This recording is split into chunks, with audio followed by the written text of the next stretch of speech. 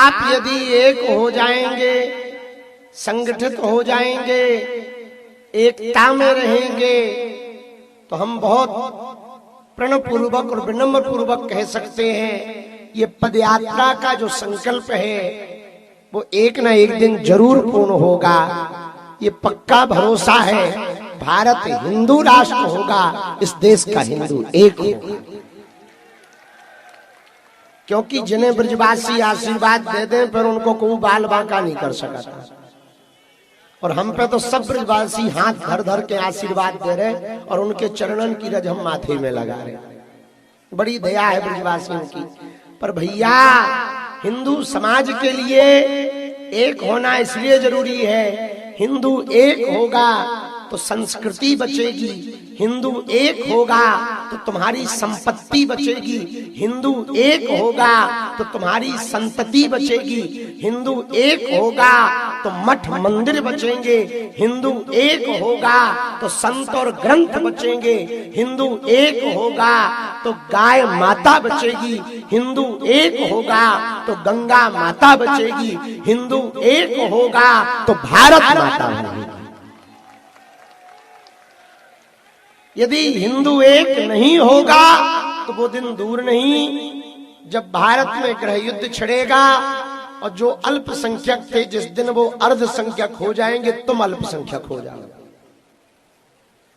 हमारी बात समझ आई हमने किसके लिए कहा है? जो अल्पसंख्यक है वो एक दिन अर्धसंख्यक हो जाए, फिर तुम अल्पसंख्यक हो जाओगे और अपने ही देश में अपनी जमीन नहीं बचा पाओगे, अपना जल नहीं बचा पाओगे, अपने तीर्थ नहीं बचा पाओगे, अपना परिवार नहीं बचा पाओगे। कश्मीरी पंडितों जैसा हाल होगा, राजस्थान के कन्हैया लाल दर्जी जैसा तुम्हारा हाल होगा, अथवा फिर शुद्धा जैसे तुम्हारी बेटियों के 35 टुकड़े होंगे, रामचरितमानस तुम्हारे ग्रंथों को जलाया जाएगा, पालघर जैसे संतों को, तुम्हारे संतों को मारा जाएगा, तुम्हारे घरों में आग लगाई जाएगी, कोसी जैसे दंगे भड़काए जाएंगे, नूह मेवात जैसी यात्राएं रोकी जाएंगी और तुम घट जाओगे, या तो तुम पलायन पर मजबूर हो जाओगे या तुम्हारी आने वाली पीढ़ी दूसरे मजहब में चली जाएगी। इसलिए एकमात्र उपाय है भेद छुआछूत की करो विदाई, हम सब हिंदू, हम सब हिंदू, हम सब हिंदू। और हिंदू का मतलब केवल अपन नहीं, इस देश में बहुत से लोग हैं जो दूसरे मजहब के बन गए पर हैं अपने ही वाले, और उनके लिए ये पदयात्रा बहुत अच्छी है कि बेटा घर वापसी कर लो, टाइम बहुत बढ़िया है, इससे बेहतर मौका नहीं आने वाला है। कल हमने तुम्हें रात को बताई थी, आज फिर हम बता देते हैं, वो हमें भूलती नहीं है बात। अमर अकबर एंथनी 3 मित्र थे, एक फिल्म की बात है। 3 मित्र थे, एक मंदिर जाता था, एक मस्जिद जाता था, एक चर्च जाता था। तीनों जाकर के मंदिर वाला मंदिर में पूजा करता था, मस्जिद वाला नमाज पढ़ता था, चर्च वाला प्रार्थना करता था। तीनों मित्र थे, लेकिन जब फिल्म का एंड हुआ तब पता लगा तीनों का बाप कन्हैया लाल था।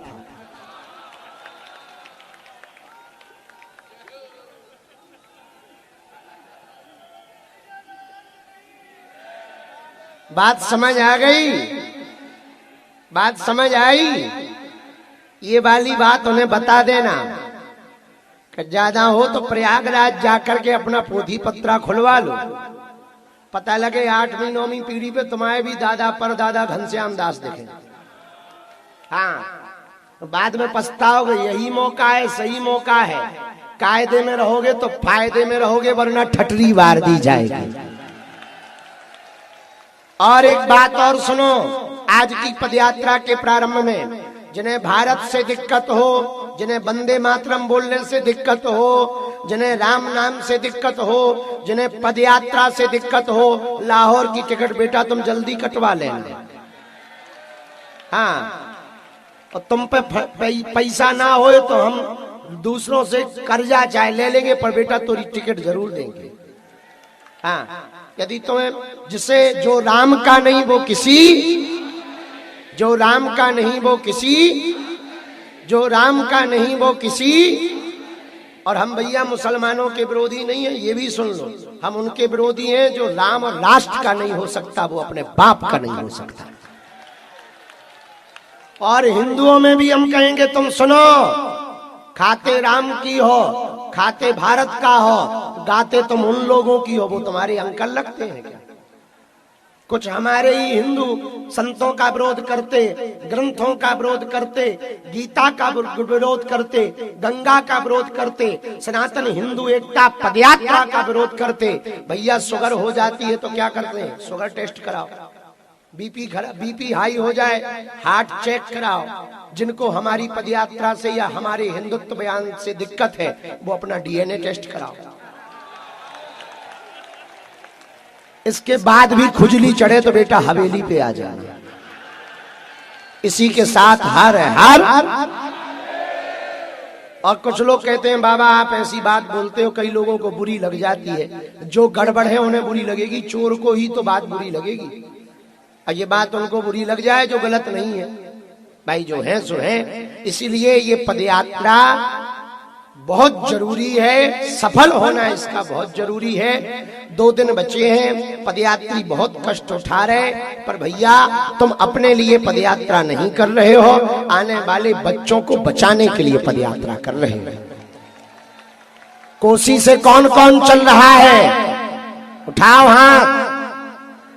जो हाथ नहीं उठा रहे तुम लोग बांग्लादेश जा रहे हो क्या या पाकिस्तान जाओगे? जब तुम्हारे पास इतना टाइम, सुना, जो नौकरी करने वाले हैं, व्यापार करने वाले हैं, धंधे में फंसे हुए लोग हैं, हमारी सुनो, यदि आज तुम हिंदू एकता नहीं दिखाओगे तो वो दिन दूर नहीं है जब तुम्हारी नौकरी छुड़ा ली जाएगी और धंधे को जला दिया जाएगा। हाँ, हम अपने लिए नहीं कर रहे, तुम्हारे लिए कर रहे हैं। हमको ना तो नेता बनना है, ना पार्टी खड़ी करनी है, ना हमको काऊ को वोट दिवाने। हमारा सीधा एक फंडा है, आपके बच्चे सुरक्षित रहें, आपकी बेटी लव जिहाद में ना पड़े, आपके परिवार का मतांतरण न होवे, भारत में दंगा नहीं गंगा फैले। बात समझ आ गई? जोर से बोलो। तो कौन कौन सनातन हिंदू एकता पदयात्रा के साथ है? 16 तारीख को आओगे पक्का? ऐसे ऐसे पदयात्री चल रहे भैया। ये बहन देखो सामने बैठी, व्हील चेयर पे है। कल 8 घंटा रोड के किनारे खड़ी रही बेचारी। मध्य प्रदेश से आई, मध्य प्रदेश से बेचारी आई है, व्हील चेयर पर है। तो हमने पूछा कि क्यों आई हो? तो बोले आप पदयात्रा तो निकाल रहे हिंदू एकता की, तो हम भी तो हिंदू हैं। ऐसी श्रद्धा है भैया, ऐसी निष्ठा है, ऐसी पदयात्रा में देखने को मिलता, पूछो मत। और इतना पागलपन है, कुछ लोग तो ट्रांसफार्मा पे ही चढ़ जाते। हमने ये पहली बार जिंदगी में देखा है हिंदू एकता। और ये ट्रांसफार्मा पे चढ़ के हिंदू एकता कैसे होती हमें आज तक पता ना चला। हाँ, नन्हे वाह शाहजहांपुर, ये बात बोल ली अच्छी। एक हमको सूचना हमसे जबरदस्ती बुलवाई जा रही, हमारे मुंह से शोभा नहीं देगी, पर वो आवश्यकता है समिति की। बहुत लोग गद्दा कंबल लेकर घर जा रहे हैं, उनसे प्रार्थना है समिति का कि जमा करके जाएं, नहीं तो अगले वाले पड़ाव पर ठंड में मरना पड़ेगा। इसलिए जो घर लेके जा रहे भैया, बड़ी मुश्किल से हमने 10,000 गद्दे मंगवाए थे, जैसे हमने खरीदे थे हम जाना। हाँ, और जितना कर्जा हमारे ऊपर ही पदयात्रा में होगा वो हम जाना। वो तो बड़ी कृपा हो गए गौरी गोपाल आश्रम वाले महाराज जी की, उनने भंडारा को बोझ अपने ऊपर ले लो तो हमारा तलक सो बोझ घट नहीं तो हमें लगत तो कि यही पदयात्रा में हमारी किडनी लीवर बिक जाने। हाँ, कितने?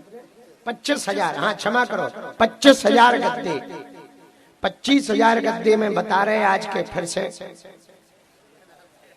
खल्लास है। सो पदयात्रा ये सूचना हमने नहीं दी है, पर हमारी समिति ने हमसे कहलवाया है, सो हमने कही है। इसलिए आज का पहला